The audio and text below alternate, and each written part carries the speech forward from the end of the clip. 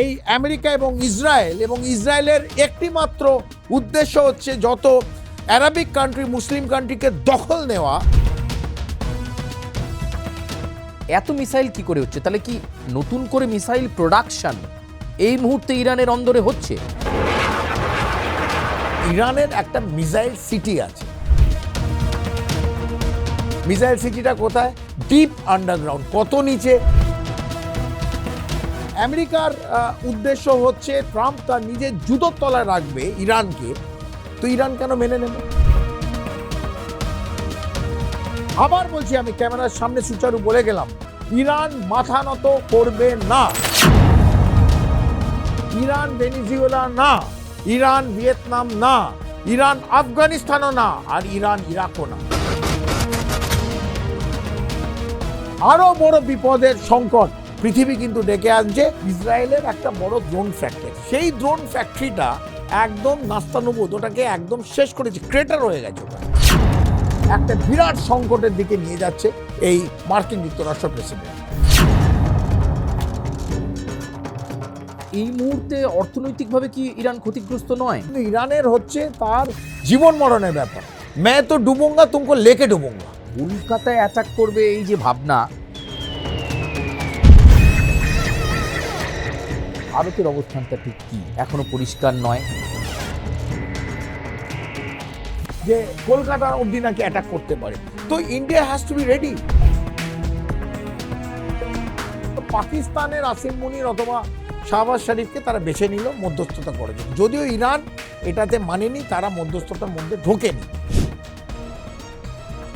যে সমস্ত দেশ আজকে ইরানের উপর নির্ভরশীল, তারা কি ওই হরমুজ প্রণালীর দিকে তীর্থের কাকের মতনই দাঁড়িয়ে থাকবে? 4 মের পর ভারত সরকার এই এনার্জি সেক্টরে গ্যাস হোক, এলপিজি হোক, ডিজেল হোক, পেট্রোল হোক, বাড়াতে বাধ্য হতে হবেই হবে।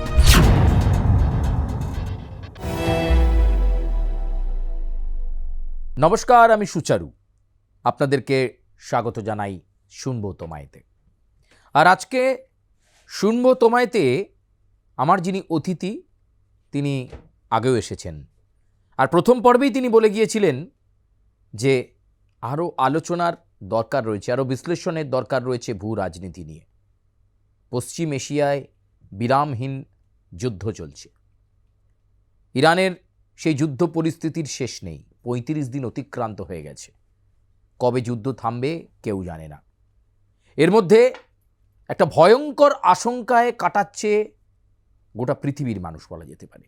আমাদের ভারতবর্ষ তো বটেই, গোটা পৃথিবীর মানুষ একটা আশঙ্কাজনক পরিস্থিতির মধ্যে কাটাচ্ছে।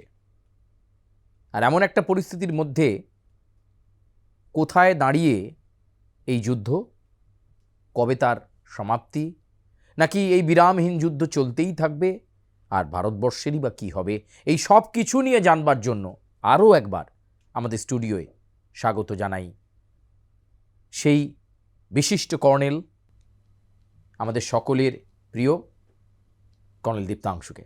স্বাগত জানাই আপনাকে। থ্যাংক ইউ সুচারু, আর একবার R+-এ ডাকার জন্যে। আমি বোধহয় লাস্ট আমাদের যখন কথোপকথন হয়েছিল এই আমেরিকা, ইসরায়েল এবং ইরানের এপিক ফিউরি নিয়ে, একদম, তখন আপনাকে বলেছিলাম আর একবার ডাকলে তো এটা কোন দিকে যাবে সেই দিকে আমরা একবার আলোচনা করব। বিশেষ করে যে লক্ষাধিক দর্শক শেষবার দেখেছিল আমাদের যখন পডকাস্ট হয়েছিল, প্রায় 4 লাখের কাছাকাছি ছুঁই। তো দর্শকদের অনেক অনেক ধন্যবাদ। আপনাদের কমেন্টস আমাদের আরও বেশি উদ্বুদ্ধ করছে, আমাদের ঠিক জায়গায় নিচ্ছে। এবং আপনারা কি জানতে চান, আমি সুচারুকে বলবো, উনিও অনেক দেখেছেন, সেই দিকেই আজ আমরা আর একবার আলোচনা করব। একদম একদম ইন্ট্রোতেই স্যার মাত করে দিলেন বলা যেতে পারে। আজকে আপনার কাছে প্রথম প্রশ্ন, ডোনাল্ড ট্রাম্প দাবি করছেন এই যে F-15 নিয়ে একটা হানা হয়েছিল, তার পাইলটকে নাকি উদ্ধার করা হয়েছে। এটা কতটা সত্য? কারণ স্যার এখন যে পরিস্থিতি, এত ডিসইনফরমেশন এই সোশ্যাল মিডিয়ায় ঘুরে বেড়াচ্ছে, ইরান এবং ইসরায়েল এবং আমেরিকার এই টাসল বা এই সংঘর্ষ পরিস্থিতির মধ্যে মানুষ বারবার বিভ্রান্ত হচ্ছেন। ফলে প্রথমেই আজকে এই শোয়ের শুরুতে আপনার কাছে আমার প্রথম প্রশ্ন, এই যে F-15-এর পাইলটকে উদ্ধার করার দাবি করছেন ডোনাল্ড ট্রাম্প, এটা কতটা সত্য? দেখুন, ইস্পাহানে গেছিল ওরা। ইস্পাহানে যেখানে ওরা বলছে, আমেরিকা বলছে তাদের নিউক্লিয়ার ফ্যাসিলিটি আছে ইরানের, অ্যাপ্রক্সিমেটলি 440 কিলো, কেউ বলে ওটা 600 কিলো। আর ওপর যে ফিসাইল মেটেরিয়াল আছে যা দিয়ে নিউক্লিয়ার ওয়েপন তৈরি করা হয় অথবা নিউক্লিয়ার ওয়ারহেড তৈরি করা যায়, সেটা এখন 60% তার ফিসাইল মেটেরিয়াল। 90% হলে একটা অ্যাটমিক বম অথবা নিউক্লিয়ার বম তৈরি করা সম্ভব। তো সেই জায়গায় বলা হচ্ছে যে ইস্পাহানে নাকি সেটা এখনও স্টোর করা আছে। আপনি জানেন জুন মাসে 2025 সালেও একবার আমেরিকা এই ডোনাল্ড ট্রাম্প ক্লেম করেছিল সেখানে নাকি কমপ্লিট ডিস্ট্রয় করে দিয়েছিল ইরানের।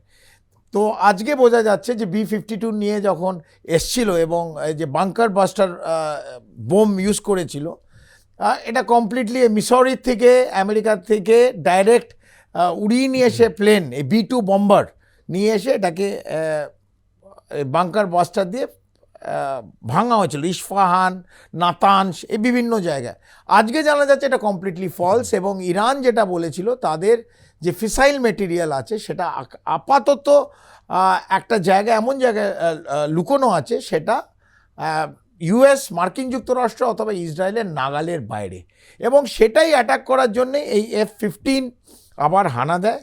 এবং F-15কে যারা বলছিল যে বারবার মার্কিন যুক্তরাষ্ট্রের এই প্রেসিডেন্ট ট্রাম্প যে ইরানের সমস্ত কিছু তারা নাকি শেষ করে দিয়েছে, তারা নাকি তাদের নেভাল যে শক্তি অথবা এয়ার সুপিরিয়রিটি ইরানের সেটা কমপ্লিটলি ডিসিমিনেট করে দিয়েছে। কিন্তু আপাতত দেখা যাচ্ছে তারা যে প্লেনটা ওড়াচ্ছিল F-15, সেই প্লেনটাকে কিন্তু তাদের এয়ার ডিফেন্স কিন্তু গুলি মেরে অথবা বম মেরে সেটাকে নষ্ট করে, এবং সেটাকে ক্র্যাশ হওয়ার আগে দুজন ইজেক্ট হয়। এই F-15 চালাচ্ছিল একজন পাইলট, এটা টুইন পাইলট, একজন পাইলট আর একজন ওয়েপন সিস্টেম পেছনে বসে, দুজনে ইজেক্ট করেছে। এবং ওর মধ্যে একজন প্রায় 7000 ফিট, এই পুরো ঘটনাটা হচ্ছে নাতানস এরিয়া, কুর্দিশ এরিয়ার দিকে, যেখানে কুর্দিস্তান একবারে ইরাকের সঙ্গে আশেপাশে কমপ্লিটলি রাগেড এরিয়া, মাউন্টেনিয়াস মানে পার্বত্য এরিয়া, এবং ওখানে খুব কম লোক থাকে, ওখানে ম্যাক্সিমাম কুর্দিশের ট্রাইবালরা থাকে, সেই জাতিদের থাকে। তো এই পাইলট নামার পর একটা জায়গায় লুকিয়েছিল 7000 কিলোমিটার উঠে, এবং ওনাদের কাছে এমন কিছু কমিউনিকেশন লিঙ্ক আছে যে লিঙ্কে পাঠিয়েছিল তিনি কোথায় আছেন, এবং তাকে রেস্কিউ করার জন্যে দুটো C-130 আমেরিকান প্লেন আসে, এবং ব্ল্যাক হক হেলিকপ্টার আসে, এবং অ্যাপাচি এটাও একটা হেলিকপ্টার, অ্যাটাক হেলিকপ্টার এটাও আসে, এবং বহু ট্রুপ, মেরিন কমান্ডো যারা মেরিন সিলসে থাকে তারা আসে এদের উদ্ধার করতে।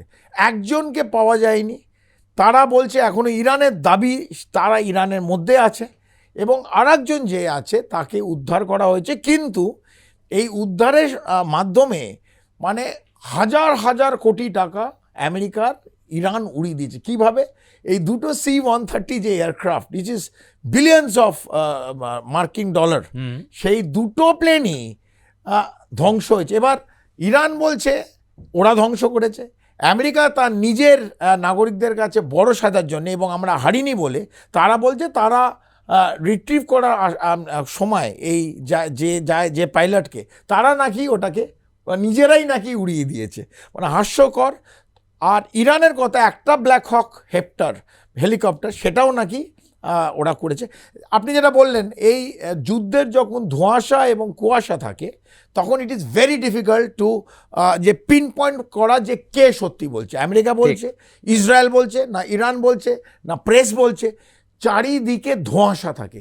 কিন্তু ইরান এই ধ্বংসস্তূপ, এই C-130 দুটো দেখিয়েছে, ইরান দেখিয়েছে ব্ল্যাক হক একটা হেলিকপ্টার ধ্বংসস্তূপ। আমরা ধরে নিচ্ছি হয়েছে, এবং কিছুটা মেনে নিয়েছে মার্কিন যুক্তরাষ্ট্র যে দুটো C-130 ধ্বংস হয়েছে, ওরা বলছে নিজেরা করেছে। কিন্তু আপাতত বলছে একটা পাইলট তাকে রেস্কিউ করা হয়েছে। এই সার্চ অ্যান্ড রেস্কিউ মিশন আমেরিকার, এটা আমরা শুধু একদিকে কথা বলি না, কারণ আমরা এটা অ্যানালিসিস করছি।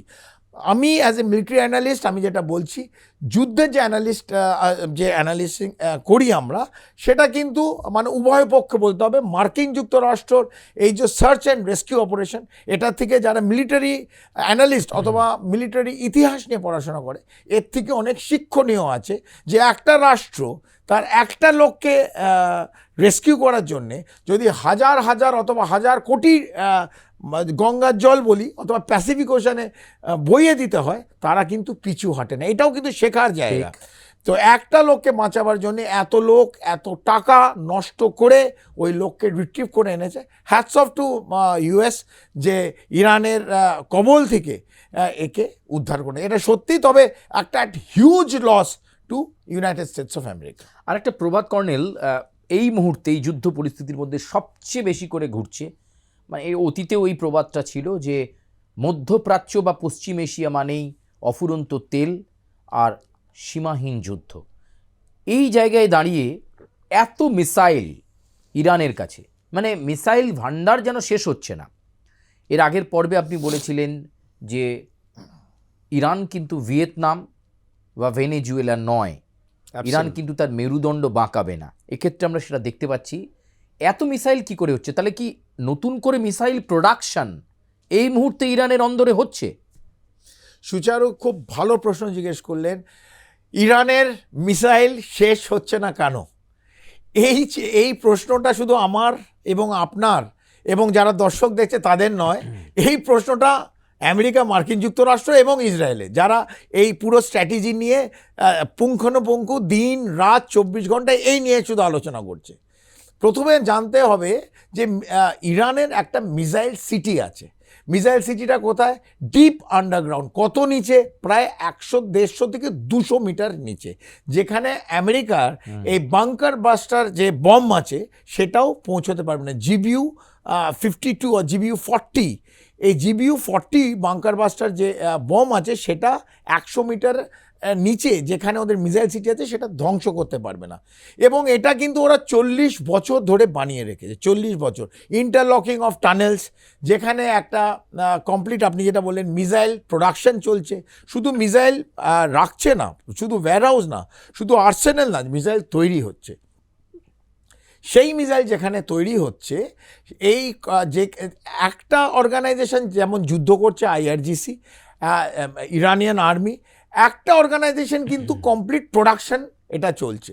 এবং বিভিন্ন জায়গা থেকে যে মেসেজ আমরা পাচ্ছি, যেভাবে ইনফরমেশন উঠে আসছে, মিসাইল যে ইরানের আছে এখনও বলছে 50%-এর ওপর আর্সেনালে ওদের মিসাইল আছে। এবং কি কি মিসাইল আছে আমরা ইতিমধ্যে দেখেছি সুচারু, যে এই বিভিন্ন রেঞ্জের মিসাইল। এবং যে মিসাইলগুলো এখন ইউজ করছে Iran, it's a new generation missile. কি নিউ জেনারেশন? যে একটা মিসাইল ওয়ারহেড থেকে মাল্টিপল মিসাইল বেরোচ্ছে, মাল্টিপল ওয়ারহেড। তো সেটা যেখানে একটা ব্যালিস্টিক মিসাইল একটা পয়েন্টে একটা টার্গেটে যাবে, সেটা যখন তার গন্তব্যস্থলে যাবে সেখানে multiple warhead, multiple missile warhead বেরোবে। তো এটাকে বলে multiple warhead. So multiple warhead যখন হয়, তখন ধরুন ইসরায়েলে যদি হাইফাই মারছে, ওদের অ্যারো 3 ইন্টারসেপ্টার্স আছে। তো অ্যারো 3 একটা ব্যালিস্টিক মিসাইলকে আটকাতে পারবে। যখন 100টা মিসাইল একটা মিসাইল থেকে বেরোবে, আচ্ছা, 100টা ওয়ারহেড বেরোবে, তো আপনি কাকে কাকে আটকাবেন? So it becomes extremely difficult. এই জন্যেই হাইফাতে দেখবে ইসরায়েলে গতকাল এবং আজকে ওদের একটা বড় ড্রোন ফ্যাক্টরি আছে। ইসরায়েলের একটা বড় ড্রোন ফ্যাক্টরি আছে। সেই ড্রোন ফ্যাক্টরিটা একদম নাস্তানুবুদ, ওটাকে একদম শেষ করেছে, ক্রেটার হয়ে গেছে ওখানে। যদি আমি ছবি দেখাতে পারতাম ভালো হবে, নিশ্চিতভাবে আপনারা এটা খুঁজে বার করবেন। এই ড্রোন ফ্যাক্টরিটা হাইফাই আছে। হাইফাই আমরা যখন কথা বলছি এখনও তার ধোঁয়া এবং আগুন বুঝাতে পারিনি, এবং কমপ্লিট ড্রোন ফ্যাক্টরিটা জ্বালিয়ে ছারখার করে দিয়েছে। তো আমেরিকা এবং ইসরায়েল যে থ্রেট দিচ্ছে ইরানকে, যেভাবে তাদের সিভিলিয়ান ইনফ্রাস্ট্রাকচার এবং অ্যাসেটকে আঘাত করছে, আপনি জানেন এই 4-5 দিন আগে ইরানের সবচেয়ে বড় ব্রিজ, যেটা ইরান মানে তেহরান আর খারকেস এই দু জায়গায় জয়েন করছে, সবচেয়ে বড় ব্রিজ 1 কিলোমিটারের ওপর ব্রিজ, সেই ব্রিজটাকে সিভিলিয়ান ইনফ্রাস্ট্রাকচারে আমেরিকা কিন্তু সেটাকে ধ্বংস করেছে। তো এই অপর দিকে যখন প্রত্যাঘাত হবে তাহলে ইরান কেন আটকাবে? তো ইরানও অলরেডি যতগুলো আমেরিকান এস্টাবলিশমেন্ট আছে, আমি কয়েকটা জায়গায় এনেছি, যেমন দুবাই অথবা ইউএই, সৌদি আরবিয়াতে Cisco, HP, Intel, Oracle, Dell, Tesla, G42, Boeing, আরও যে বিভিন্ন ধরুন মেটা, ফেসবুকের আছে, যত আমেরিকান কনসার্ন আছে দুবাই এবং ইউএই, এই কোম্পানিগুলোকে কিন্তু তারা টার্গেট করছে। তারা বলেছে আমরা কিন্তু টার্গেট করব। এক্সাম্পল হিসেবে দুটো মাল্টিন্যাশনাল আমেরিকান কোম্পানি কিন্তু অলরেডি ওরা হিট করে দিয়েছে। আচ্ছা, ইরান হিট করে, just to give them a sense যে আপনি আমার করবেন না। এবং বলেছে যে বাহরেন, কাতার, ইউএই, দুবাই, এখানে যে সব তেলের কোম্পানিগুলো আছে, অ্যারামকো, ব্যাপকো, এই বিভিন্ন তেলের কোম্পানি কিছু জায়গায় মেরেছে। ডিস্যালিনেশন প্লান্ট আমরা ডিটেলে আলোচনা করেছিলাম, বলেছে কমপ্লিট গুড়িয়ে দেবো। এখনও সময় দিচ্ছি যে আমেরিকার যে হুমকি এই গালফ খাড়ি থেকে যে হুমকিগুলো দিচ্ছে, যে গালফ কান্ট্রিগুলোতে যেখানে আমেরিকার বেস আছে, সেখান থেকে যে হুমকি ইরানকে দিচ্ছে, ইরান বলছে তোমরা যেহেতু তাদের স্থল, জল, বায়ু দিচ্ছ, আমি কিন্তু তোমরাও আমাদের বিরুদ্ধে কাজ করছো, এটা কিন্তু we will act against you. তো সেই জন্যে যতগুলো পেট্রোলিয়াম যেখানে উৎপাদন হয়, অথবা অয়েল ওয়েল আছে, মানে যে কুয়ো আছে, তেলের কুয়ো, অথবা ডিস্যালিনেশন প্লান্ট যেখানে নোনতা জল সমুদ্রের মিষ্টি জলে ব্যবহার করছে, কারণ ওখানে জল নেই, খাবার জল নেই, সেই জায়গাগুলো কিন্তু হিট হবে, সেই জায়গাগুলো হিট করবে। এবং ইরান তার ফিরিস্তি দিয়ে দিয়েছে। যেমন প্রেসিডেন্ট ট্রাম্প, আপনি একটা সকালে বিস্ময়কর একটা টুইট দেখবেন, একটা president of United States of America, মার্কিন প্রেসিডেন্ট, তিনি বলছেন আমি নরক বানিয়ে দেবো ইরানকে, এমন অবস্থা করবো। এছাড়াও আরও বেশ কিছু গালিগালাজ। তিনি একজন মানে দাদা দেশের প্রেসিডেন্ট, এটা কি কাঙ্ক্ষিত মনে করেন? মানে আমার তো মনে হয় আন্তর্জাতিক ক্ষেত্রে বা ভূ রাজনীতিতে ডোনাল্ড ট্রাম্পের এই মন্তব্য অত্যন্ত একটা গুরুত্বপূর্ণ প্রভাব ফেলবে। এবং যতদূর জানতে পারছি সে দেশে ডেমোক্র্যাটসরা অলরেডি বলতে শুরু করেছে যে এই যে মন্তব্য ডোনাল্ড ট্রাম্প করেছেন, নরক বানিয়ে দেবো ইরানকে, এবং তারপর গালিগালাজ, ইমপিচমেন্টের মুখে পড়তে হতে পারে। আপনার কি মনে হচ্ছে, অভিজ্ঞতা কি বলে? সুচারু একদম সঠিক। শুধু ডেমোক্র্যাটস না, ইভেন ওনার রিপাবলিকানস একটা বড় অংশ কিন্তু ওনার বিরুদ্ধে চলে গেছে। দেশের তো মানুষ গেছেই। আমেরিকানরা সবচেয়ে ভয় পায়, আমি শেষবার যখন এসেছিলাম পডকাস্টে আলোচনা করেছিলাম বডি ব্যাগস, এবং কত বডি ব্যাগস ফেরত এসছে ইউএস সোলজারদের আমরা আপাতত জানি না, কারণ নিউজ বার করতে দিচ্ছে না। ফক্স, সিএনএন, যে বড় বড় নিউজ সেন্টারগুলো ওখানে আছে, টাইমস, গার্ডেন, এদের থেকে এটা কমপ্লিট একটা সেন্সার করে রেখেছে। যে নিউজ আসা দরকার সেটা আসছে না, প্রথম কথা। নাম্বার 2 হচ্ছে যে শব্দ চয়ন করেছে প্রেসিডেন্ট ডোনাল্ড ট্রাম্প, এটা শুধু নিন্দনীয় না, এটা দুর্ভাগ্যজনক। দুর্ভাগ্যজনক কেন? যে শব্দ, আমরা তো ক্যামেরার সামনে শব্দগুলো উচ্চারণ করতে পারবো না, নিশ্চিতভাবে আপনি দেখাবেন এই যে টুইটটা করেছে। একটা রাষ্ট্র, সবচেয়ে বড় গণতন্ত্র, যে রাষ্ট্রের প্রতি সমস্ত পৃথিবী উঠে চেয়ে দেখে, সে রাষ্ট্রকে, যে রাষ্ট্র 32 ট্রিলিয়ন ইকোনমির রাষ্ট্র, the richest nation in the whole world, সেই রাষ্ট্রের থেকে তার প্রেসিডেন্টের মুখে যে শব্দ, এবং সেই শব্দ ইউজ করছে আরেকটি রাষ্ট্রের প্রতি, ইরান, একটা ছোট রাষ্ট্র,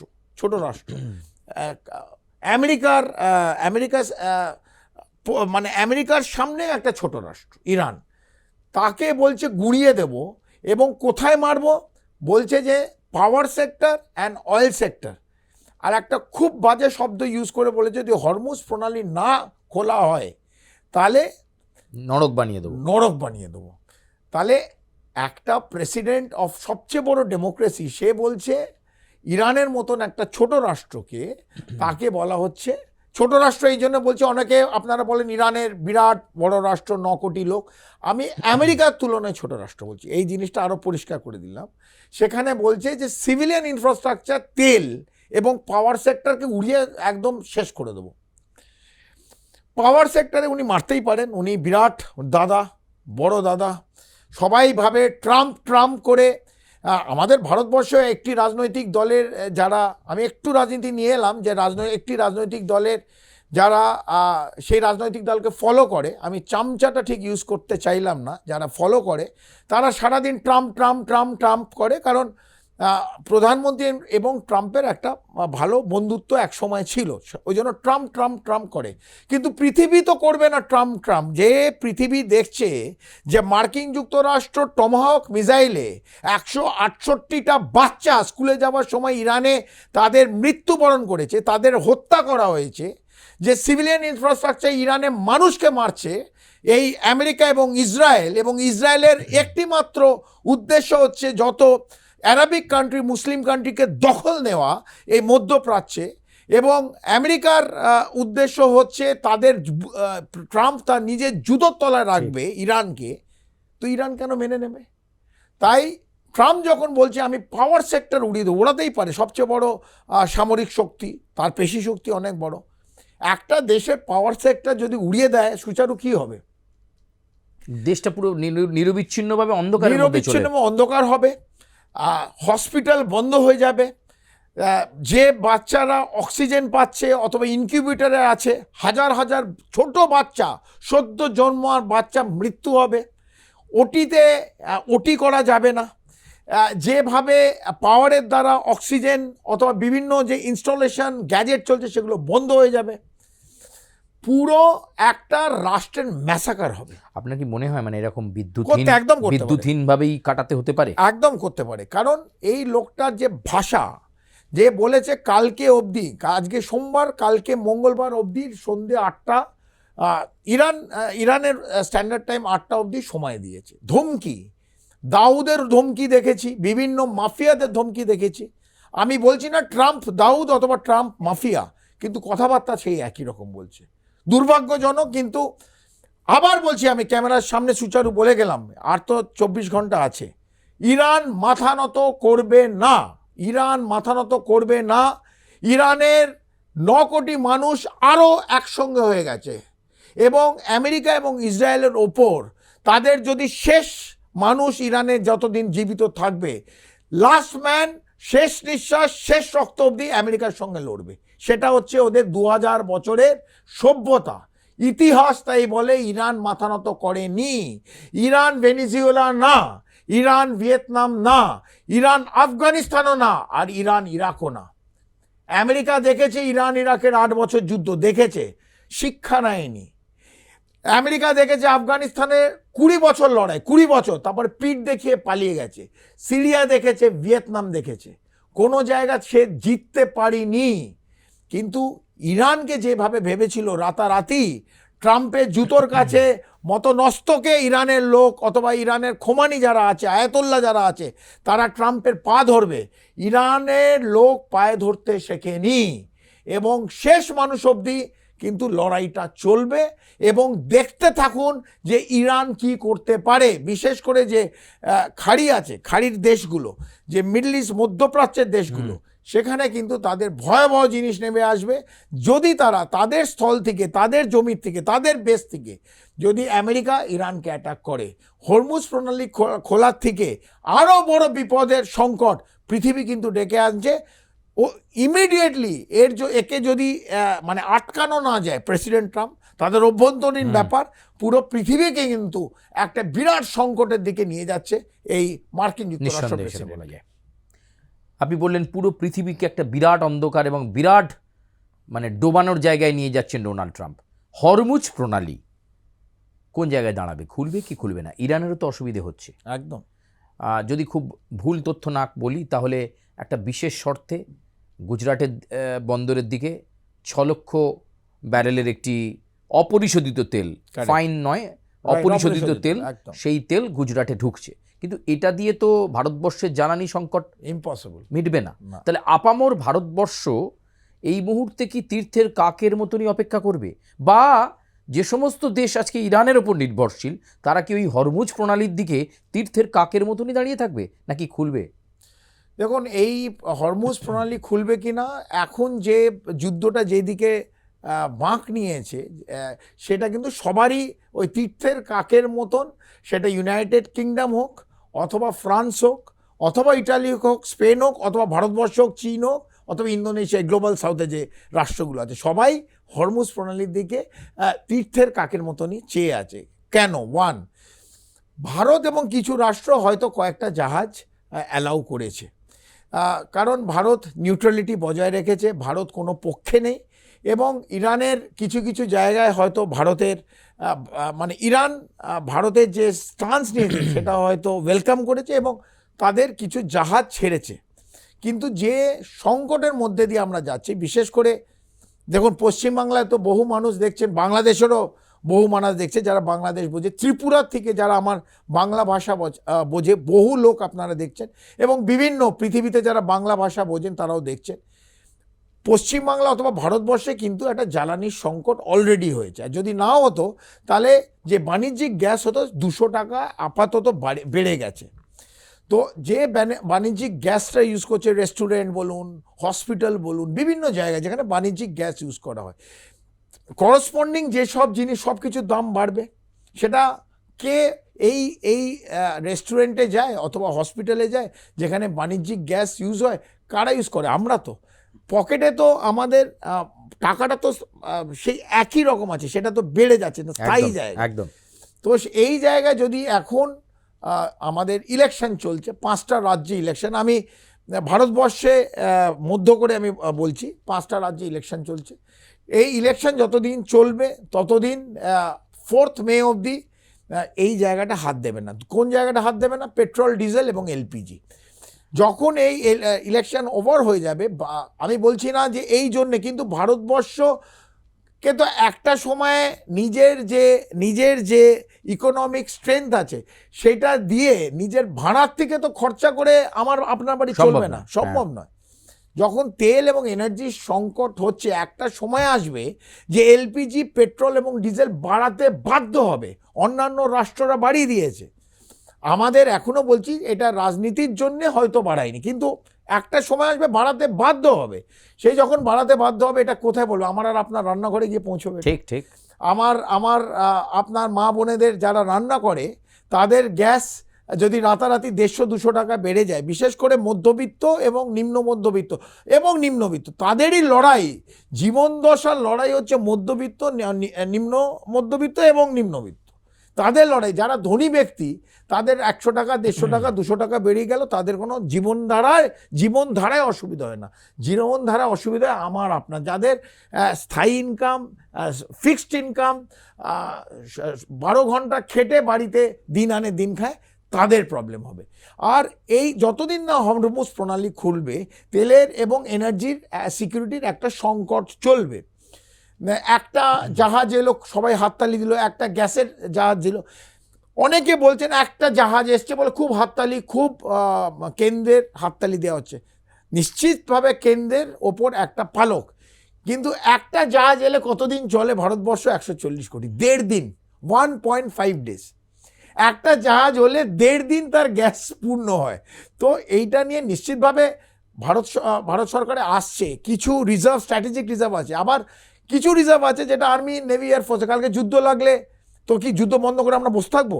তো একটা huge amount of oil strategic reserve বলে, যেটা আর্মি, নেভি, এয়ারফোর্সের জন্য রাখা থাকে, সেখানে সিভিলিয়ান ইউজের জন্য হাত দিতে পারবে না।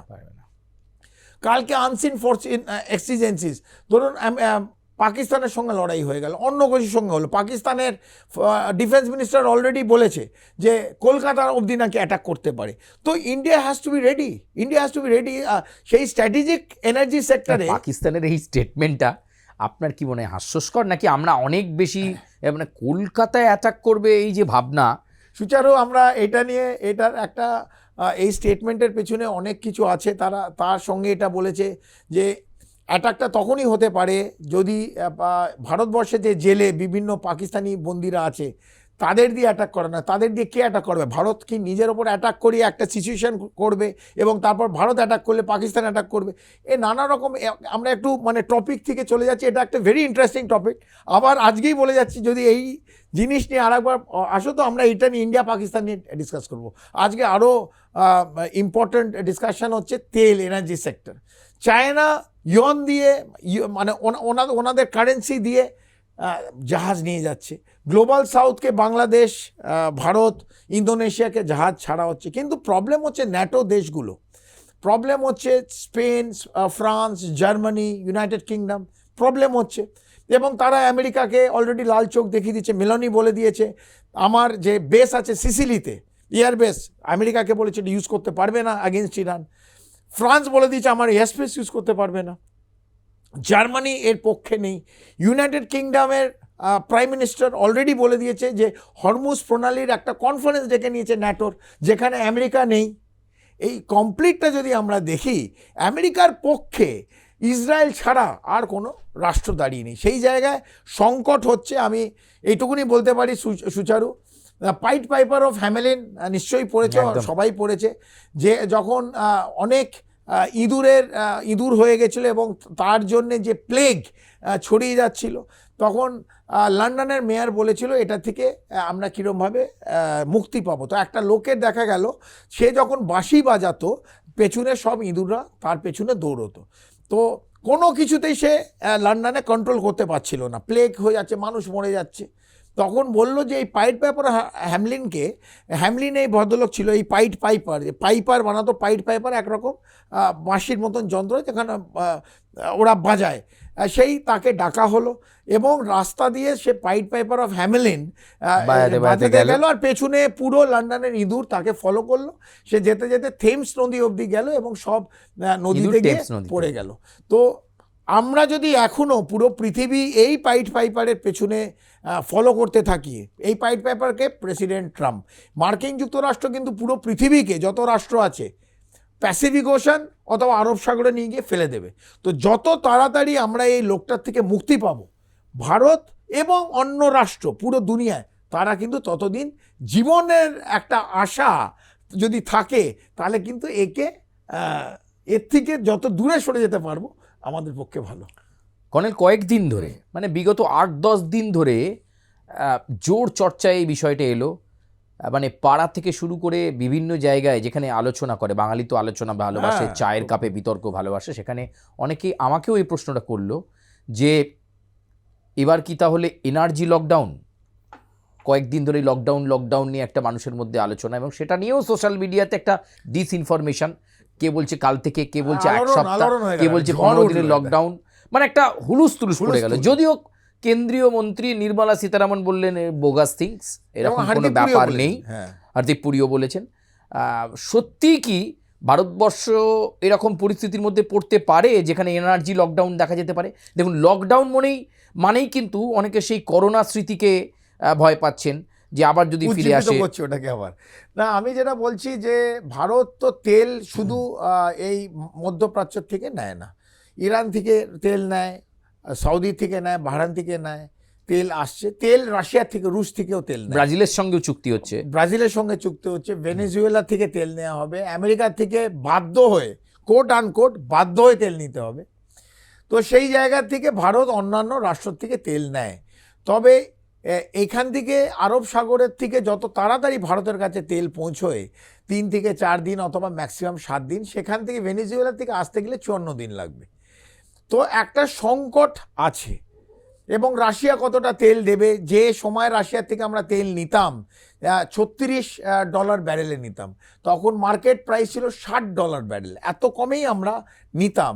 এবং তারপর আমেরিকার ধমকানিতে ভারত কিছুদিন তেল নেওয়া রুশ থেকে বন্ধ করে দিল। এখন রুশ বলেছে তোমরা বন্ধ করেছো, এখন যে তেল নেবে যা মার্কেট প্রাইস সেই মার্কেট প্রাইসে নিতে হবে। আমরা যে একটা অ্যাডভান্টেজ ছিল $36 অথবা $40 যেটা নিলাম, যখন মার্কেট প্রাইস $60 ছিল, সেই অ্যাডভান্টেজ ভারত কিন্তু এই সময় হারিয়ে ফেলেছে।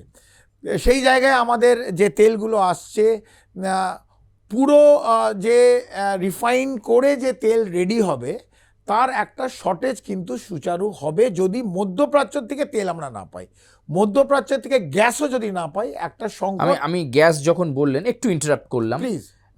এই যে আম জনতার প্রশ্ন, অনেকেই বলছেন গ্যাস বুক করছেন, ওটিপি আসছে, কিন্তু গ্যাস সিলিন্ডারের দেখা নেই। একদিন যায়, দুদিন যায়, Correct. কারোর 1 সপ্তাহ, কারোর 15 দিন, কারোর 20 দিনের কাছাকাছি পৌঁছে যাচ্ছে, গ্যাস সিলিন্ডার মিলছে না। এটা তো আক্ষরিক অর্থে মুখে না বললেও তো আক্ষরিক অর্থে তো একটা মানে লকডাউনই হয়ে যাচ্ছে বিষয়টা। একদম মানে এটা যদি অ্যাকসেপ্ট না করে কেন্দ্র সরকার, আমরা গ্যাস এই যুদ্ধের আগে এখানে তো সবাই দেখছেন এবং আপনারাও দেখছেন, বুকিং করার কতদিন পর গ্যাস পেতেন? একদিন, দুদিন, সেখানে 45 দিন হয়েছে। তার মানে পরিষ্কার যে গ্যাসের সংকট আছে, এটাকে মানতে হবে যে গ্যাসের সংকট আছে। আর এইটা যদি আপনি যেটা জিজ্ঞেস করলেন, যদি হরমুজ প্রণালী না খোলে, এটা যদি লম্বা চলে, কোনো জাহাজ আসতে না দেয়, আরও যদি যুদ্ধ তীব্র থেকে তীব্রতম হয়, যদি American soldier boots on the ground হয়, যদি ইরানে আমেরিকান সোলজার নামে, আরও যুদ্ধটা ভয়ানক হয়ে যায় মধ্যপ্রাচ্যে, অটোমেটিক বন্ধ হবে, প্রণালী দিয়ে আসবে না, তখন সংকট হতে বাধ্য। লকডাউন হবে কিনা আমি ফিউচার, আমি তো অ্যাস্ট্রোলজার নই, আমি মিলিটারি অ্যানালিস্ট, তো আমি অ্যাস্ট্রোলজি করতে পারবো না। হবে কিনা তো সংকট আছে, সংকট হবে। আবার বলছি, ইলেকশনের পরও যদি এই যুদ্ধ কন্টিনিউ হয়, গ্যাসের দাম বাড়বে, তেলের দাম বাড়বে, আমার আপনার যে ফিক্সড ইনকাম, সেই ইনকাম থেকেই আমাদের খরচা করতে হবে। আমাদের সামনের দিনগুলো খুব ভালো নয়, সুখকর নয়, কারণ এনার্জি সংকট হবে, এটা আমি আবার বলে দিয়ে গেলাম। এবং এটাকে ধরে নেবেন, বিশেষ করে পশ্চিমবাংলা এবং ভারতে এই 4 মের পর ভারত সরকার এই এনার্জি সেক্টরে গ্যাস হোক, এলপিজি হোক, ডিজেল হোক, পেট্রোল হোক, বাড়াতে বাধ্য হতে হবেই হবে, যদি না ফ্রি ফ্লো আর এইটা হরমুজ প্রণালী না খোলে। আমি অ্যাজ এ মিলিটারি অ্যানালিস্ট আমি দেখছি না হরমুজ প্রণালী এত তাড়াতাড়ি খুলবে। আমি দেখছি যুদ্ধ, প্রেসিডেন্ট ট্রাম্পের যে ঔদ্ধত্য, যে ইগো, যে অহম, এত তাড়াতাড়ি মিটবে না। ইসরায়েলের যে অবজেক্টিভ, ইসরায়েল ছেড়ে দেবে না, সেই জায়গা আমি দেখছি ইসরায়েল এবং মার্কিন যুক্তরাষ্ট্র, ইরান মাথা নত করবে না। তো দেয়ারফর লড়াইটা চলবে, এবং যদি বুটস অন দ্য গ্রাউন্ড যায়, তাহলে কিন্তু একটা তীব্র থেকে তীব্রতম দেখছি, এবং বিভীষিকা সামনে অ্যাওয়েট করছে এই মধ্যপ্রাচ্যে, সেটাও আজকে আমি বলে দিয়ে গেলাম।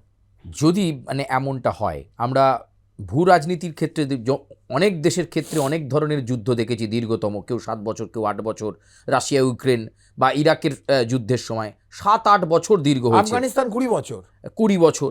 তো এই যদি হয়, মানে এক একটা দেশের সঙ্গে এক একটা দেশের যুদ্ধের যে স্প্যানটা বা পরিস্থিতিটা যদি এই হয়, আপনি যেটা বলছেন, যদি ইরান, আমেরিকা এবং ইসরায়েলের মধ্যে এই সংঘর্ষ পরিস্থিতি যদি মানে বছর ভোরের পেরিয়ে যদি আরও দীর্ঘ হয়, তাহলে তো গোটা পৃথিবী, আপনি যে কথা বলছেন, একেবারে ভেঙে পড়বে অর্থনৈতিক ওই কাঠামো। জন্য সুচারু আমার মনে হয় বিভিন্ন ন্যাটো দেশ, ইউরোপিয়ান ইউনিয়ন দেশ, তাদের তো এই গরমের পরে শীত আসবে, সেই দেশগুলো চলে হচ্ছে গ্যাসের ওপর। এই দেশগুলো যদি গ্যাস না হয়, যে মানুষগুলো থাকে, যেমন আমরা ইকুইটোরিয়াল ক্লাইমেটে আছি, আমরা ঘুরে বেড়াচ্ছি একটা পাতলা শার্ট পরে, ওদের বাইরে বরফ, এবং বাড়ির মধ্যে প্রি হিটেড ঘরগুলো থাকে, প্রত্যেকটা গ্যাসে চলে। এই যতগুলো ইউরোপিয়ান ইউনিয়ন আছে, ওরা জমে বরফ হয়ে সব স্ট্যাচু হয়ে যাবে, বরফ হয়ে যাবে, মানে without gas they can't sustain for 1 day. তো গ্যাস লাগবে, ইউরোপিয়ান ইউনিয়ন চলতে পারবে না। যতগুলো দেশ আছে, France, Spain, Italy, United Kingdom, আপনি জার্মানি, এই যত, পোল্যান্ড, কোনো দেশ এই বিনা গ্যাসে থাকতে পারবে না। তো হরমুজ প্রণালী ওদের খুলতে হবে। এদিকে আবার যদি রেড সির ওপর আমরা দেখি, বাব আল মান্ডেব, এইটাও যদি হাউথিরা ইয়েমেনে যদি বন্ধ করে দিয়ে থাকে, এটাও মেডিটেরিয়ানিয়ান দিয়ে কোনো জাহাজ যাবে না, কোনো গ্যাস, কোনো এলএনজি ক্রস করবে না, তাহলে তো বিভীষিকা হয়ে যাবে। এদিক থেকে হরমুজ প্রণালী বন্ধ, এদিক থেকে বাব আল মান্ডেব বন্ধ। বাব আল মান্ডেব হচ্ছে একদম মেডিটেরিয়ানিয়ান যাওয়ার আগে রেড সির ওখানে আর একটা প্রণালী। এই দুটো প্রণালী যদি দুদিকে বন্ধ করে দেওয়া হয়, তারপর তো পুরো বিশ্বে এই এনার্জি সংকটটা ছড়িয়ে যাবে। তো আমার মনে হয় এটাকে শেষ করবে, এবং এই যে একটা কনফারেন্স ডেকেছে ইউনাইটেড কিংডম, আমেরিকাকে কোনো না কোনো দেখার প্রেশার আসবে। যদি বুটস অন দ্য গ্রাউন্ড হয় ইরানে, তো এই গালফ মধ্যপ্রাচ্যের যে রাষ্ট্রগুলো আছে তাদের ওপর কিন্তু একটা তীব্র ঝড় নেমে আসবে। তারা বাধ্য হবে আমেরিকার ওপর প্রেশার বিল্ড আপ করার জন্য এই যুদ্ধটা বন্ধ মানে আপনি করার বলছেন জন্য। দুবাই, সৌদি আরব, দুবাই, সৌদি আরব, কাতার, বাহরেন, যে যে যে যেগুলো ধনীদের জায়গা ছিল, আজকে সেখান থেকে সবাই প্লেন নিয়ে পালিয়ে গেছে, সেখানে আর কেউ থাকতে চাইছে না। তাদের ইকোনমি একদম ডোলড্রামে, তাদের ইকোনমি ইনভেস্টমেন্ট আছে 7 ট্রিলিয়ন মার্কিন যুক্তরাষ্ট্র। তারা সেটাকে উইথড্র করে নিলে মার্কিন যুক্তরাষ্ট্র ইকোনমির ওপর একটা বড় প্রভাব পড়ে আঘাত আসবে। এই রাষ্ট্রগুলোর ওপর একটা আঘাত অলরেডি আসছে এই ইকোনমিক স্কেরসিটির ওপর। এন্টায়ার যে গালফ মধ্যপ্রাচ্য যতগুলো আছে সেখানের ওপর যদি আবার ইরানের বর্ষণ আসে, মিসাইলের বর্ষণ আসে, এখনও মিসাইল দ্য লেটেস্ট জেনারেশন ওরা ইউজ করেনি, সেই জেনারেশন অফ মিসাইল যদি এরা ইউজ করে, যদি খাইবার সেমান, যদি ফাতা 1 ফাতা 2 ইউজ করে, খোরামশেয়ার যদি ইউজ করে, সেখানে কোনো পেট্রিয়ট অথবা কোনো অ্যারো 3 আটকাতে পারবে না, ইন্টারসেপ্টর। আমরা দেখেছি কি অবস্থান হয়। সেটা যদি আরও বর্ষণ হয়, যেখানে বলছি 50% অফ মিসাইল এখনও ইরানের কাছে আছে, তার ওপর হেজবুল্লাহ আছে, তার ওপর হাউতি আছে, সেখানে মানে জঙ্গি অ্যাটাক হতে পারে বিভিন্ন জায়গায়। জঙ্গি অ্যাটাক আমেরিকার ভূমিতে আমেরিকার ওপর হতে পারে। জঙ্গি অ্যাটাক যেটা 9/11 হয়েছিল, তখন আল কায়দা করেছে, এখানে হাউতিরা করতে পারে, হিজবুল্লাহরা করতে পারে। তো আমেরিকা ইসরায়েল টার্গেটের মধ্যে আছে। আমি বলছি যে শান্তিটা ফিরে আসুক, কারণ এন্ড অফ দ্য ডে পৃথিবী তো আমেরিকার ইসরায়েল নিয়ে পৃথিবী তৈরি নয়।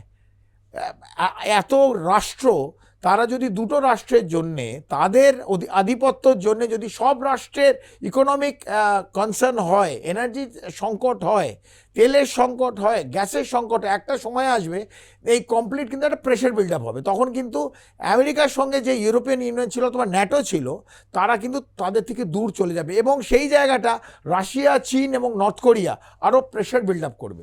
তো আমার মতে, যেটা আমি ক্রিঙ্ক বলি অলওয়েজ, চায়না, রাশিয়া এবং নর্থ কোরিয়া, এদের যে pressure and helping Iran from the rear, যে ট্যাসিট সাপোর্ট দিচ্ছে। আমরা অলরেডি জানি রাশিয়া তার S-400 ইরানের কাছে পাঠিয়েছে, এই নানাভাবে অস্ত্র, এবং যে কমপ্লিট ব্যাটেলফিল্ড সিনারিও, চীন কিন্তু বেডিউ স্যাটেলাইট দিয়ে পুঙ্খানুপুঙ্খ আপনার মার্কিন যুক্তরাষ্ট্র এবং ইসরায়েলের কমপ্লিট ব্যাটেলফিল্ড বলে দিচ্ছে, কোথায় কি আছে, কি টার্গেট আছে, কোথায় মারতে হবে। চায়না বলে দিচ্ছে, অ্যাকিউরেট মারা হচ্ছে, হাইফায় মারা হয়েছে, হাইফাকে জ্বালিয়ে দেওয়া হচ্ছে। এর থেকেও যদি শিক্ষা না নিতে পারে, এবং এই যে আজকে যে আমরা টুইটটা দেখলাম ট্রুথ সোশ্যালে ট্রাম্পের, আমার মনে হয় দুঃখজনক। এটার যদি উনি আমল করে, এটা যদি করে কালকে, তাহলে কিন্তু একটা তীব্র থেকে তীব্রতম দিকে এবং বিভীষিকার দিকে পৃথিবী এগিয়ে যাচ্ছে। ইরানের যদি বেস ইকোনমির কথা ধরি, এত মিসাইল তারা ছুটছে, নিশ্চয়ই তো খরচা হচ্ছে, একদম মারাত্মক। এখন বেস ইকোনমিটা ওয়ার ইকোনমিতে কনভার্ট হয়ে গেছে। অ্যাবসলিউটলি। ফলে এই মুহূর্তে অর্থনৈতিকভাবে কি ইরান ক্ষতিগ্রস্ত নয়? ম্যাসিভ ক্ষতিগ্রস্ত, কিন্তু ইরানের হচ্ছে তার জীবন মরণের ব্যাপার। मैं तो डूबूंगा तुमको लेके डूबूंगा, मैं तो मरूंगा तुमको लेके मारूंगा। মানে আমি তো মরবো সুচারু, তোমাকে আমি মারবো। আমাকে তুমি শক্তিশালী, তুমি এই স্টুডিও বসে আছো, তুমি যা বলবে তাই আমাকে মানতে হবে, বিকজ এই যত ক্যামেরা তোমার কমান্ডে আমাকে বসে থাকতে হচ্ছে। তো আমি তো জানি ভাই, আমি তো মরবো, কিন্তু আমি সুচারুকে ছাড়বো না। তো ইরান তো মরবে। ইরানের আমি আবার বললাম 9 কোটির দেশ, বাট ইরানের যে জিওগ্রাফিক্যাল অ্যাডভান্টেজ, ইরানের যে রাগেড টেরিটোরিয়াল ক্লাইমেট, টেরিটোরিয়াল যে এরিয়া এবং জিওগ্রাফিক্যাল লোকেশন, কোনো দিক দিয়ে ঢুকতে পারবে না। যে দিক দিয়ে ঢুকবে মার খাবে। রাগেড মাউন্টেন, তারা লড়াকু, তাদের ট্রাইবাল কুর্দিস্তান আছে, আরও ট্রাইবাল ওয়ারফেয়ার আছে, তারপর IRGC আছে, ইরানের নিজস্ব আর্মি আছে। তো ইরান, আর তার উপর তাদের জাতিসত্তা, তাদের ইতিহাস, তাদের অস্মিতা, তারা আমেরিকার এই ট্রাম্পের বুটের কাছে তো মাথা নত করবে না, ইসরায়েলের বেঞ্জামিন নেতানিয়াহুর সামনে মাথা নত করবে না, তারা লড়াই করবে। এবং এই লড়াইটা যদি এগিয়ে নিয়ে যেতে চায়, ইচ্ছে আমেরিকার বডি ব্যাগ যাবে। ইরানের অনেক ক্ষতি হচ্ছে। ইরানে প্রায় আমি যা শুনেছি 2-2.5 হাজার থেকে 3 হাজার লোকের মৃত্যু হয়েছে। তো ইরান তো সেই মৃত্যু হওয়ার পর মানে হাতে হাত গুটিয়ে বসে থাকেনি, লড়াই করছে। আজকের দিনেও লড়াই হচ্ছে। এত লড়াইয়ের রসদ ওরা পাচ্ছে কোথা থেকে, যেখানে আয়াতুল্লাহ খামেনি নেই? তাহলে সেই বিকল্প লিডার কি তৈরি হয়ে গেল? সেই কি সুষ্ঠু হাতেই গোটাটা পরিচালনা করছে যে আমেরিকার কাছে মাথা দেব না, আমরা লড়াই চালিয়ে যাব? সুচারু ইরানের is a layered leadership. Layer মানে এখানে পেঁয়াজের খোলার মতন। পেঁয়াজের একটার ওপরে খোলা ছাড়িয়ে দিলে আর একটা খোলা পাবে, আর একটা খোলা ছাড়িয়ে দিলে আর একটা খোলা পাবে, আর একটা ছাড়িয়ে দিলে আর, so it's a layered leadership. ওখানে ট্রাম্প চলে গেল, তারপরে কে আবার কে, একটা ডেমোক্রেসি যেরকম চলে ইরানে ঠিক তেমন। আয়াতুল্লাহ খামেনি এমনভাবে লিডারশিপটা বানিয়ে দিয়ে গেছে যে একজন অপরের ওপর ডিপেন্ডেন্ট নয়। এবং পুরো ইরানটা যখন দেখবেন 31টা প্রভিন্সিয়াল কমান্ডে ডিভাইড করা আছে। কটা? 31। Each provincial command is independent of itself. মানে আমি কি করব সেটা তোমাকে জিজ্ঞেস করে করব না, আমি আমার মতন করব। আমার এরিয়া যতটা, আমার এরিয়াকে বাঁচাবার জন্য যা যা করার দরকার সেটা আমি করব। ওখানে আইআরজিসির একজন কমান্ডার আছে। যত মিসাইল আর স্ট্র্যাটেজিক অ্যাসেট আইআরজিসি চালায়। যত বুটস অন দ্য গ্রাউন্ড মানে ইরানের সোলজার, সেটা ইরানিয়ান আর্মি চালায়। তারপর রেবেল আছে, কুর্দিশ রেবেল আছে, মিলিশিয়া আছে। যে তারা মিলিশিয়া মানে কি, যারা not part of the main army. তো সেই জায়গাটা যদি আমরা ওভারঅল দেখতে চাই, আইআরজিসি ইজ ইন কন্ট্রোল। এটা 31 প্রভিন্সিয়াল কমান্ডে ডিভাইড করা আছে। ইরানের পলিটিক্যাল লিডারশিপ ডিভাইড করা আছে। একজন গেলে, এই তো আয়াতুল্লাহ খামেনিকে মারা হলো, তার ছেলে মুস্তাফা খামেনি সে এখন কন্ট্রোল করছে। ডিফেন্স মিনিস্টারকে মারা হলো, আর একজন ডিফেন্স মিনিস্টার এসে গেছে। আইআরজিসির কমান্ডারকে মারা হলো, আর একজন আইআরজিসির কমান্ডার এসে গেছে। এবং ইরান আবার বলছি, ইরানের সঙ্গে অন্য যে আরবিক দেশ সেটাকে ইকুইভ্যালেন্ট করবেন না, আপনারাও করবেন না। কারণ ইরানের যে যে যে লেয়ার্ড লিডারশিপ অথবা লেয়ার্ড যে মিলিটারি লিডারশিপ, তাদের যে শিক্ষাগত যোগ্যতা, অবাক হয়ে যাবে। এভরিবডি ইজ আ পিএইচডি, প্রত্যেকের ডক্টরেট, প্রত্যেকের উচ্চ শিক্ষা, হায়ার ইউনিভার্সিটি থেকে পাশ করে ওরা আসে। তাদের স্ট্র্যাটেজিক লেভেল, তাদের স্ট্র্যাটেজিক থিঙ্কিং অথবা military thinking is very very deep. বিগত 4 দশক ধরে তৈরি হচ্ছে এই দিনটার জন্য। 4 দশক, 40 ইয়ার্স। তাদের তো সব জায়গায় স্যাংশন করে রেখেছিল, কোথাও যেতে পারে না। শিক্ষা দেখুন, তাদের সায়েন্স দেখুন, তাদের ইকোনমি দেখুন, তাদের টেকনোলজি দেখুন, ইজ ওয়ে অ্যাহেড, কারোর ওপর ডিপেন্ডেন্ট না। তো ইরান, আবার বলছি, ইরানের সঙ্গে অন্যান্য রাষ্ট্রের ইকুইভ্যালেন্ট করবেন না। In month of technology, science, in medicine, they are way ahead than anybody else. মানে সবচেয়ে উন্নত দেশের মতন ওরা। এবং তার উপর রাশিয়া এবং চীন কমপ্লিট সাপোর্ট দিয়েছে as far as equipment is concern, as far as electronic gadgets R concern, যেটা একটা মিসাইল বানাতে লাগে, ওয়ারহেড যে মেটেরিয়াল লাগে, কেউ না কেউ প্রোভাইড করছে। সো নর্থ কোরিয়া সাহায্য করছে ইরানকে। সো ইরান কিন্তু as far military might is concerned, science and technology is concerned, যদি মেডিকেল চিকিৎসা concerned, is way ahead than any other countries in the Middle East. এবার আপনার কাছে প্রশ্ন, ভারতের অবস্থানটা ঠিক কী? এখনও পরিষ্কার নয়। এবং এর আগের এপিসোডে আপনি বলেছিলেন যে ভারত থেকে ফিরে যাচ্ছিল একটি ইরানের জাহাজ, আমেরিকা টর্পেডো চার্জ করে এবং তারপর সেই জাহাজে থাকা সমস্ত নাবিকের মৃত্যু হয়। এবং এরপরেও ভারতবর্ষ ঠিক কোন অবস্থানে রয়েছে, যেখানে খোদ ডোনাল্ড ট্রাম্পের যে দল, আমি ডেমোক্র্যাটের কথা বলছিলাম, রিপাবলিকানরাও বলছেন এটা কী ধরনের মন্তব্য, একটা দেশকে নরক বানিয়ে দেবো, তারপরে অকথ্য গালিগালাজ করে পোস্ট। কোথাও কি তার গদিটা এবার নড়বড়ে হলো? আর ভারতের অবস্থানটা কোথায়? সুচারু, প্রথমে ট্রাম্পের কথাটা বলে দিই। যখনই কেউ খুব দুর্বল হয়ে পড়ে, তার মুখে যখন তার কাছে কোনো লজিক থাকে না, তার কথা বলার কোনো সামনে কোনো অবজেক্টিভ নেই, উদ্দেশ্য নেই, এম নেই, তখন সে কি করে? তখন সে গালাগালি দেয়। একইভাবে ট্রাম্প যখন দেখছে এত বলার পরও ইরান মাথা নত করছে না, ও ফ্রাস্ট্রেটেড হয়ে গেছে। এবং তার যে ওয়ার সেক্রেটারি পিট হেগসেথ, সেও কিন্তু আগে ফক্স নিউজে অ্যাঙ্কার ছিল, এবং তাকে উঠিয়ে নিয়ে এসে ওয়ার সেক্রেটারি বানিয়ে দিচ্ছে। কোন রাষ্ট্রে? মার্কিন যুক্তরাষ্ট্রে। এবং আপনি দেখবেন গত 7 দিনে প্রায় 5টা জেনারেলকে তারা স্যাক করেছে।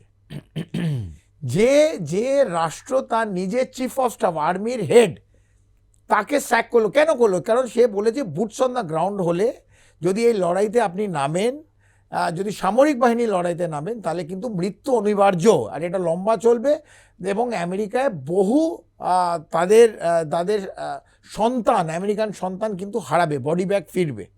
তো এইটা না করলেই ভালো। এবং আমরা যে অবজেক্টিভ সেটা হয়ে গেছে, এবার আমরা রিট্র্যাক্ট করি। এইটা যেহেতু মানেনি, 6 জন জেনারেলকে তাই স্যাক করে দিল, ঠিক আছে। তো সেই জায়গায় আমরা দেখতে পারি যে এই সময় কিন্তু আমেরিকা একটা স্টেপ পেছনে, ঠিক ইসরায়েলও একটা স্টেপ পেছনে। যেভাবে ভেবেছিল যে ইরান দখল করবে, ইরানের উদ্দেশ্য যেভাবে ভেবেছিল যে ইরানকে ছাড়খাড় করে দেবে, পারিনি, মোদ্দা কথা পারিনি। এক। দ্বিতীয় হচ্ছে ভারতের অবস্থান। ভারত নিউট্রালিটিতে বিলিভ করে। ভারত না ইরানের পক্ষে বলবে, অথবা ইসরায়েল অথবা মার্কিন যুক্তরাষ্ট্রের পক্ষে বলবে। ভারত একটা স্টান্স নিয়েছে, ভারত শান্তিপ্রিয় দেশ। আবার বললাম, ভারতকে সেই জায়গায় চলে আসতে হবে। ভারতকে একটা মধ্য জায়গায় থেকে মধ্যস্থতার মাধ্যম দিয়ে এটাকে যদি থামাতে পারে সবচেয়ে ভালো। হাউএভার মার্কিন যুক্তরাষ্ট্র পাকিস্তানের ওপর আবার বেশি বিশ্বাস। এই সময় দেখা গেল পাকিস্তানের আসিম মুনির অথবা শাহবাজ শরীফকে তারা বেছে নিল মধ্যস্থতা করার জন্য। যদিও ইরান এটাতে মানেনি, তারা মধ্যস্থতার মধ্যে ঢোকেনি। কিন্তু ভারত আমার মনে হয় কোনো জায়গায় তার ফরেন পলিসি, তার ডক্টরিনকে আরও আমার মনে হয় ইট নিডস এ রিলুক। কারণ যেখানে পাকিস্তানকে মার্কিন যুক্তরাষ্ট্র বেছে নিচ্ছে মধ্যস্থর জন্যে, বিশেষ করে ইরানে, যার ভারতের সঙ্গে ইরানের লম্বা একটা সুসম্পর্ক বিগত এত বছর ধরে, সেইখানে পাকিস্তানকে বেছে নেবে মধ্যস্থতা করার জন্যে, এটা কোথাও না কোথাও ভারতের কূটনীতিক ওপর একটা প্রশ্নচিহ্ন উঠে গেল। তো ভারতকে আমার মনে হয় এটা Bharat needs to redraw his foreign policy. এবং কোনো রাষ্ট্র যদি বলে এই রাষ্ট্র থেকে তেল নেবে না, ওই রাষ্ট্র থেকে নেবে, এর থেকে কম নেবে, সেটা ভারত একটা ইন্ডিপেন্ডেন্ট 140 কোটি দেশ, তার স্ট্র্যাটেজিক অটোনমিতে ওপর কোনো রাষ্ট্র আঙুল রাখতে পারে না। এবং ভারত নিজের মতন যে নিজের গতি, যে নিজের কূটনীতিক ডক্ট্রিন আছে, তার মধ্যেই ভারত চলবে। তার মিলিটারি ডক্ট্রিন, তার ফরেন ডিপ্লোমেসি, অন্য কোনো রাষ্ট্র এসে ভারতের 140 কোটি দেশকে কোনোদিন বলবে না। অনেক ধন্যবাদ আপনাকে। আমরা কথা বলছিলাম কর্নেল দীপ্তাংশু চৌধুরীর সঙ্গে।